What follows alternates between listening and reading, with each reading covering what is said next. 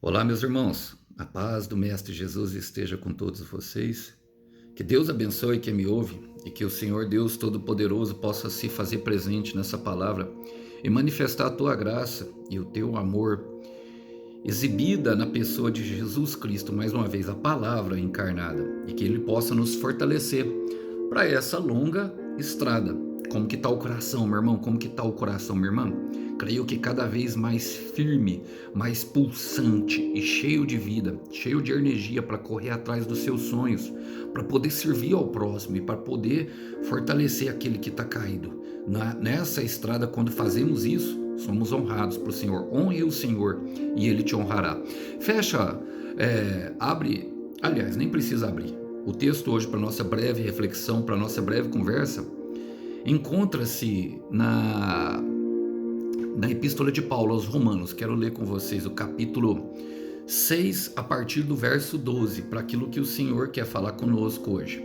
Diz o seguinte: não deixem que o pecado reine sobre seu corpo, que está sujeito à morte, cedendo aos desejos pecaminosos.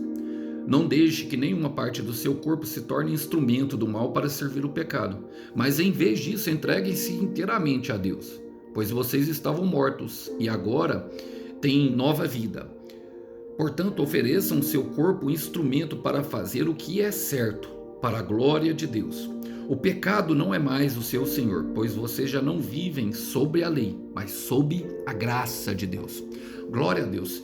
Que maravilhoso ensino e que maravilhosa visão que o apóstolo Paulo tem e está pregando à igreja de Romanos por meio das suas palavras escritas, que se tornaram palavras eternas, como palavras de Deus escritas na própria Bíblia, que é a palavra de Deus. E ele pregava, ele instruía a igreja de Romanos, que tinha sido atacada pelos falsos ensinos, a qual eles diziam justamente que nós éramos salvos por meio das obras, respeitando a lei de Deus como se Deus fosse obrigado a nos salvar. E Paulo está dizendo que não, que é pela fé no Senhor Jesus Cristo. Por quê? Somente a superioridade do Filho, somente Jesus tem o poder de nos libertar do pecado.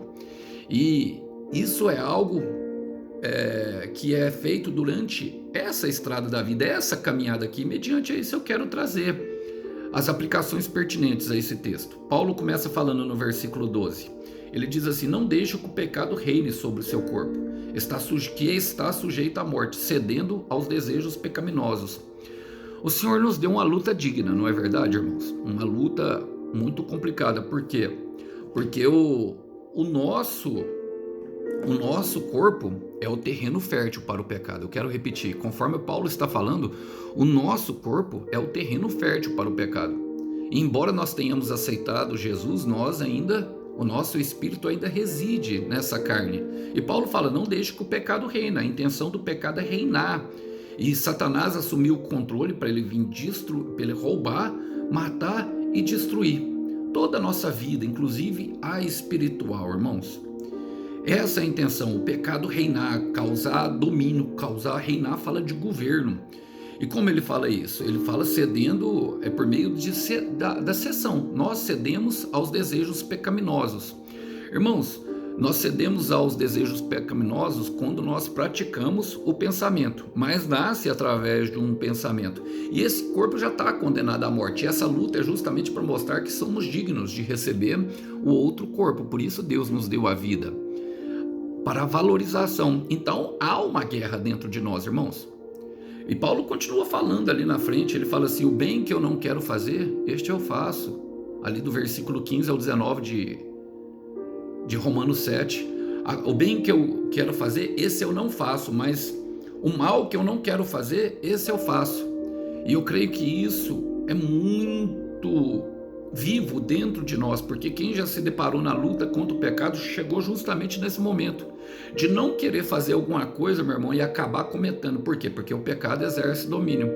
Mas como nós podemos nos submeter, não deixar que o pecado reine dentro de nós?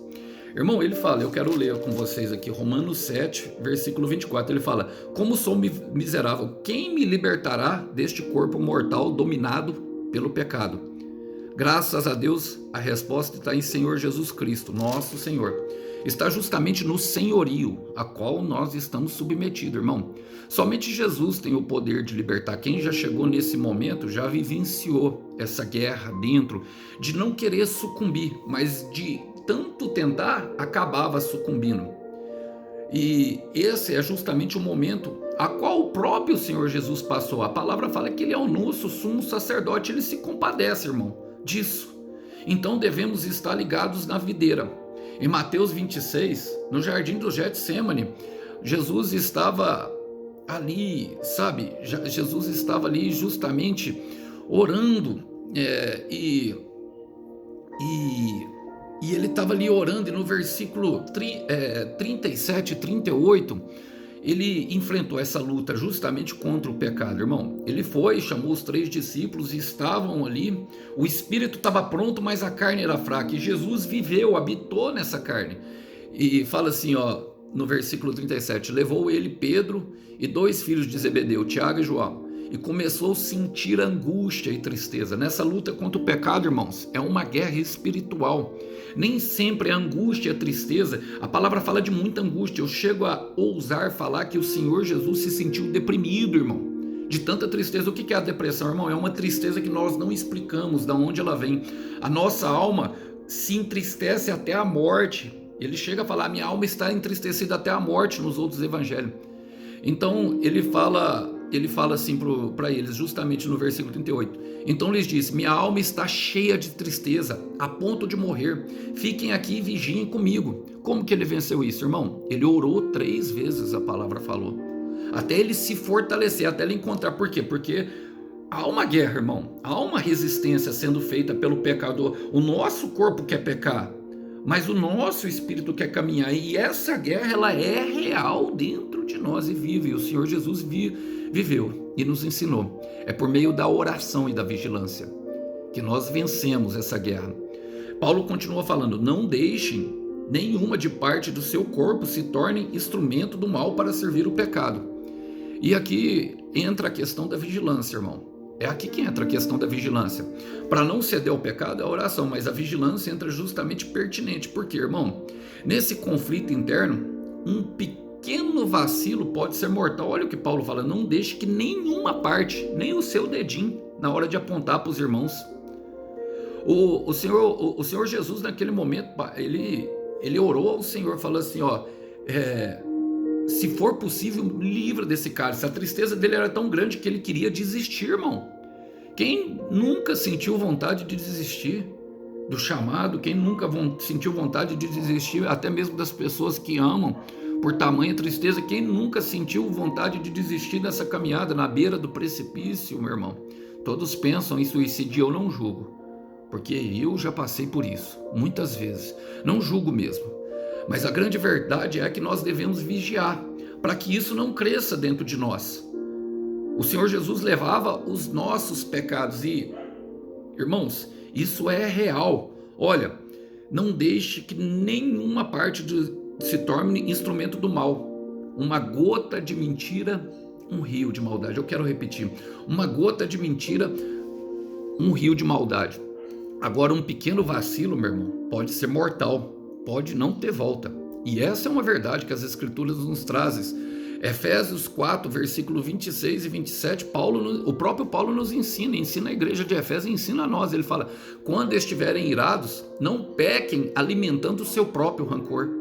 Não deixa que o sol se ponha antes de resolverem as suas diferenças. Ele está falando de perdão, mas ali na frente ele vai falar de tudo. Ele fala, não deem oportunidade para o diabo. Na versão Ferreira de Almeida fala, não deem espaço. Por quê? Vai aumentando o espaço. Topos. E como que isso vai aumentando? Quando a gente vai alimentando, irmão. Então não devemos continuar. Não devemos continuar pecando, irmão. Somos livres. Somos livres, meu irmão, até mesmo para cometer erros, mas somos livres para pedir perdão. Somos livres para cair, mas somos livres agora para poder se levantar. Somos livres, irmãos, para poder escolher como nós vamos ficar diante da dificuldade que se apresenta. Olha, Deus teve um filho sem pecado, mas ele não teve nenhum filho sem sofrimento. E qual que é a diferença, irmão? Nós somos livres por meio de Jesus Cristo, graças a Deus por meio do Senhor Jesus. E ele fala, ó, Mas em vez disso, entregue-se inteiramente a Deus, pois vocês estavam mortos e agora têm nova vida. A antiga e a nova realidade. Antes não tínhamos escolha. Agora a entrega, irmão, ela deve ser total, para que nós não venhamos justamente a deixar que o pecado faça ninho, deixar que as circunstâncias ruins ganhem forma e vida, porque o pecado ele ganha vida dentro de nós, como ele pode falar. Jesus não é açougueiro, irmão. Ele não quer só o seu coração, embora o seu coração seja a fonte, ele quer todas as partes. Muitas pessoas falam, mas o Senhor sabe de todas as coisas e conhece o meu coração. Ele conhece, irmão, e ele não concorda. Ele está te dizendo hoje, entregue-se por completo, entregue-se enquanto ainda há tempo para amar. A entrega deve ser total, irmão. Nós fomos libertos para servir, porque nós somos aquilo que repetidas vezes nós fazemos. Irmão, tem muita gente que cai e quer ficar prostrado. O Senhor sabe. A palavra fala que o justo, ele pode cair até 7 vezes, mas 8 vezes se levantará. Agora, o salmista, quando ele disse isso, ele estava falando justamente que muito mais do que cair, mais vezes nós vamos levantar. Porque toda vez que nós nos levantamos, nós ficamos mais fortes, exercitamos a nossa fé. Devemos entregar totalmente essa vida, esse novo e vivo caminho, um caminho de fé. O justo viverá pela fé. Olha, Provérbios, e isso é uma entrega total. Provérbios, eu gosto muito desse versículo. Fala, Provérbios capítulo 3, versículos 5 e 6, diz o seguinte: confie no Senhor de todo o seu coração e não se apoie na sua própria capacidade e entendimento. Ele pode até saber os nossos motivos, as nossas razões e as nossas verdades, mas a de Deus, ainda é a que dirige os nossos passos. Não é nossa própria capacidade. Ele pode nos fortalecer, por isso ele enviou Jesus, para que o seu Espírito fosse derramado, o Espírito da graça, para que pudéssemos vencer tudo aquilo que tenta nos parar. Então é na confiança no Senhor, na entrega inteira. Ele fala, lembre-se de colocar Deus em primeiro lugar e em todos os seus caminhos. Percebe a totalidade da entrega? Irmão, é na área sentimental, é na área financeira, é na familiar, é na espiritual, psicológica, todas. Tudo que você lembrar, coloque o Senhor e dependa dele. Não haja no autogoverno, não haja na independência, não haja na autossuficiência, não haja pela natureza adâmica, porque senão o pecado vai reinar.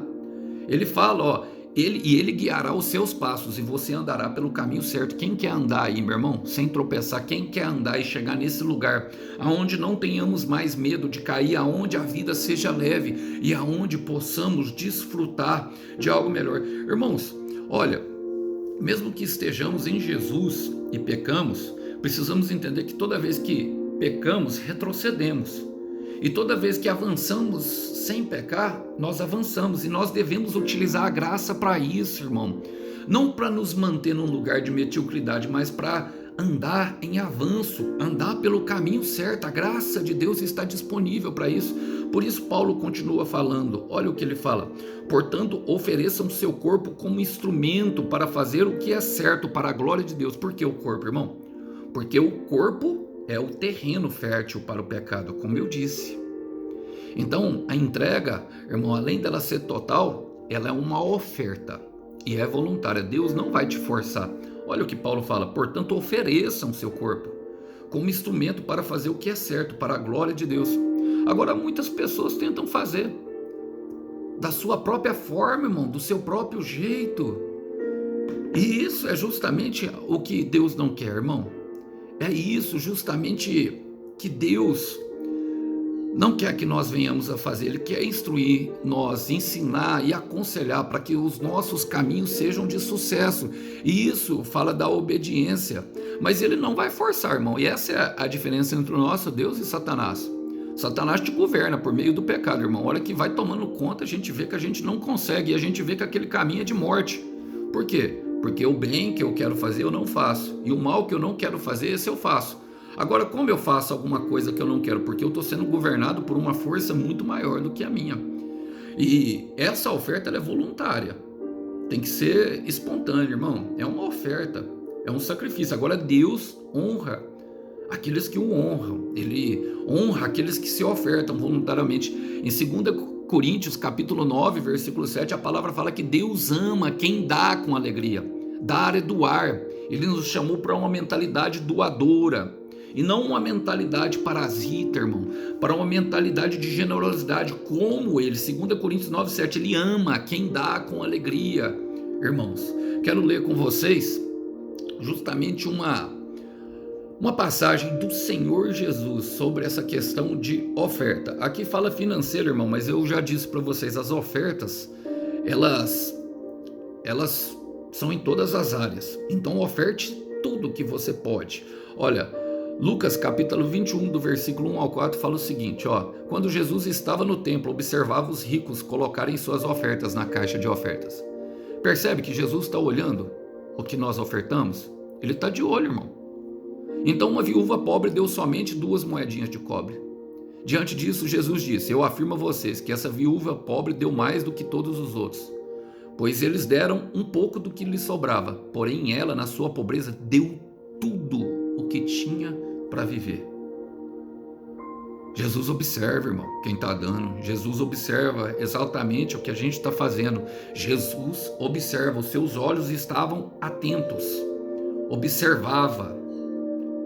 Os olhos do Senhor percorrem, procurando um coração bom, procurando os adoradores em espírito e em verdade, para que ele possa exercer, sabe, a sua graça e derramar o espírito da graça.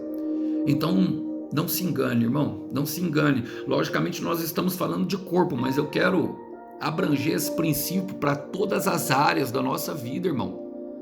Porque o corpo é onde o pecado reina. E daí vem a ganância, daí vem a avareza, daí vem a promiscuidade, daí vem todos os frutos, os frutos de maldade.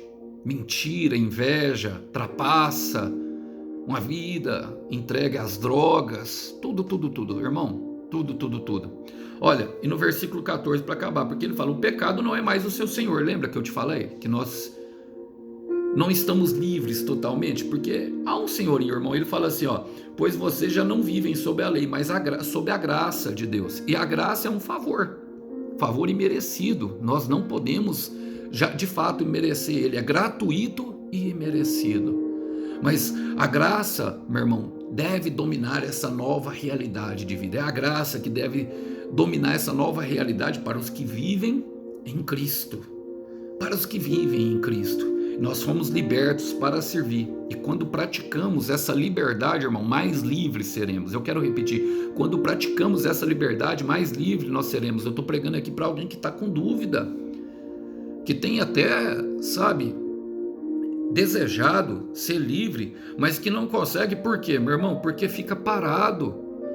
Porque, olha, eu quero falar algo que pode ser até pejorativo, mas água parada, irmão, é justamente foco de doença da dengue. Água parada é da onde vem a dengue. Você já parou para pensar nisso? Que tudo parado não produz, e a água é fonte de vida. Fluirá rios de água viva, mas é na ação, é no movimento. O mundo está girando, e o mundo não gira de acordo com a nossa crença. Eu quero repetir, o mundo não gira de acordo com a nossa crença. Nós fomos libertos para servir, irmão. A graça domina a nova realidade para os que estão em Cristo. E embora nós não compramos ele, foi para boas obras que ele nos libertou, irmão. Olha, quero ler com vocês João, capítulo 1, versículo 17, diz o seguinte. Ele fala assim, porque Moisés nos deu a lei, enquanto Jesus Cristo trouxe a graça e a verdade. Mas no versículo 14, um pouco antes, ele fala, aquele que é a palavra tornou-se um ser humano e morou aqui na terra, entre nós, cheio de graça e de verdade, vimos a glória do Filho do único Pai Celeste. O que eu quero dizer com isso, irmão? Que a lei nos mostrou justamente aquilo que de fato era bom, mas jamais podemos ser salvos. A lei, ela vai despertar em nós desejos pecaminosos, visto que o corpo humano gosta daquilo que é proibido, e trazendo assim a condenação e a culpa quando ultrapassamos esses limites. E fazendo assim com que nós venhamos a encaminhar pela morte, mas aquele que a palavra tornou-se ser humano e morou entre nós. Para quê? Para mostrar para nós que é possível vencer, como ele venceu no Getsemane, que ele está atento a todas as situações e que ele tem um propósito de vida para nós, irmãos. E quando nós pensamos isso, irmão, olha, eu não sirvo ao Senhor porque eu sou obrigado, irmão. Quando eu falo isso, não é a obrigação, porque eu sei que às vezes soa como obrigação, não, irmão. É porque eu sei que eu preciso. A gente vive sobre a graça e ela é o motivo, irmão, de a gente não ser consumido. Quero terminar com Lamentações, capítulo 3, versículo 21 e 22. Quando eu penso na minha vida, irmão, anterior, e penso na minha vida hoje, eu lembro que a graça do Senhor sempre esteve comigo até no momento que eu estava lá. Usuário de droga, consumidor de pornografia, uma vida totalmente devassa. Ele fala: eu quero me lembrar daquilo que pode me dar esperança na vida. O grande amor de Deus nunca termina. A única razão por não sermos completamente destruídos é a misericórdia do Senhor. Ela é inesgotável, ela é infinita, a sua infinita bondade, a sua infinita graça. E isso me motiva. E eu creio que deva motivar você também, irmão, a fazer o que é certo, a andar pelo certo, a servir. A humanidade foi chamada para servir. Sirvamos em amor ao próximo, para que possamos encontrar cada vez mais o amor e a alegria do Senhor. Deus ama a quem dá com alegria, mas é voluntário e é opcional. Entregue-se enquanto ainda há tempo para amar. Não perca mais tempo. O tempo perdido é o tempo que andamos fora do serviço de Deus, fora do propósito. Esse tempo, de fato, é perdido. Que os irmãos possam ficar com essa breve palavra. A paz do Senhor Jesus esteja com todos. Até uma próxima. Tchau, tchau.